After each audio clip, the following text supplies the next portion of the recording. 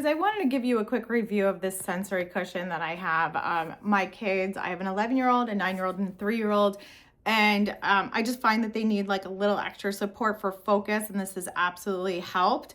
So I just think of it, you could do reading about, why this could help, but I think of it as like a fidget toy. Kids that need to like fidget to concentrate or listen to music, or maybe like they're wiggling their legs.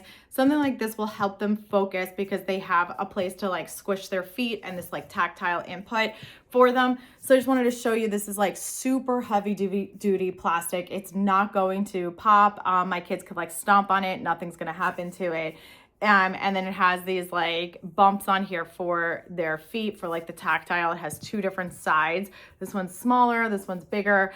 You can also adjust the firmness here. It comes with a pump, so you can inflate it more or deflate it depending on what you or your kids like. So it's really super simple to use, and again, like super high quality. It actually is pretty heavy.